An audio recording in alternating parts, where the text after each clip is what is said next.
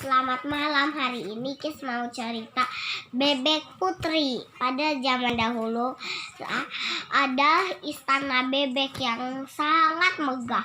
Di dalamnya ada 7 anak putri bebek dan saudari-saudari bebek yang bernama Rafuria. Dan ada banyak lagi. Setelah itu dia memasuki kamar. Si putri duyung yang paling kecil sangat sedih karena dia tidak bisa membantu orang sewaktu dia selagi kecil. Meskipun dia adalah orang yang bijak, dia tidak akan melanggar aturan. Lalu dia pun bersumpah tidak akan lagi berusaha kabur dari istana. Ayahnya pun langsung membilang, apa kau pernah keluar? Putri duyung pun menggeleng kepala saja. Lalu ayahnya pergi segera dari pandangannya. Di saat dia udah dan dia pun penasaran akan di luar, kenapa ayah tidak membolehkan aku keluar, katanya. Lalu aku akan kabur saja, menurutnya.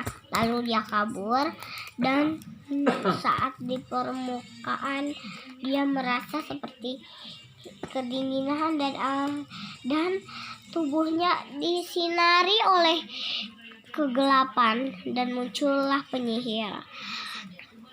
Akhirnya kau bisa ke darat juga. Apa kau sudah 16 tahun?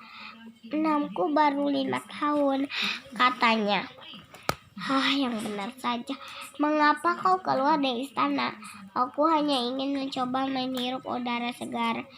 Lalu sang penyihir mengambil bola ajaibnya dan melemparkannya ke langit. Lalu setika dia pun ke tangan penyihir. Lalu putri itu pun berubah menjadi putri yang sangat cantik. Katanya pun, mengapa denganku? Ternyata penyihir itu adalah penyihir pembantu. Dan selama ini penyihir jahat sudah dikurung dan tewas demikian.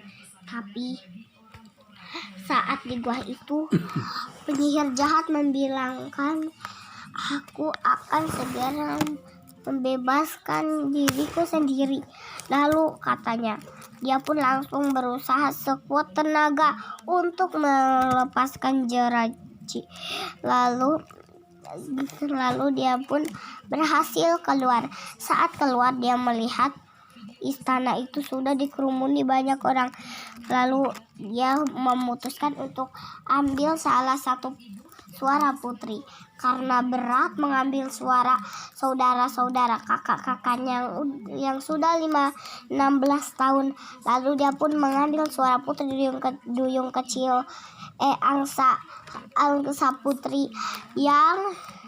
yang paling kecil dan 15 tahun. Diambilnya oleh sang penyihir dan dia pun menghirupnya dan seketika menjadi putri duyung. Lalu putri duyung saat ingin ke darat, dia pun menyelinap. Dia pun membilangkannya, ayah, bolehkah aku keluar, katanya, dan bolehkah aku bolehkah aku menyingkirkan saudari kakak-kakakku itu. Ayahnya pun merasa bingung satu pun. Lalu karena anak kesayangannya ada yang 15 tahun, dia pun membunuh satu kakak. Dia yang lain itu ternyata dan dia pun mengurungnya. Sebenarnya kakaknya tidak dibunuh, melainkan dikurung saja. Lalu saat angsa putri turun ke darat, penyihir pun langsung bersembunyi di dalam jiwa putri.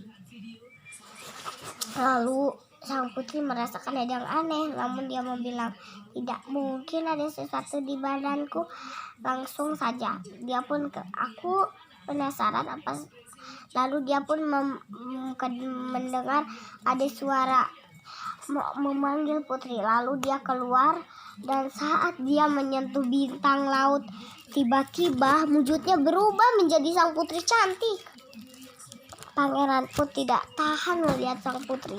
Lalu akhirnya mereka pun menikah, dan sang penyihir menjadi berubah oleh raja dan mencegah dan menjadi serbuk hitam. Dadah.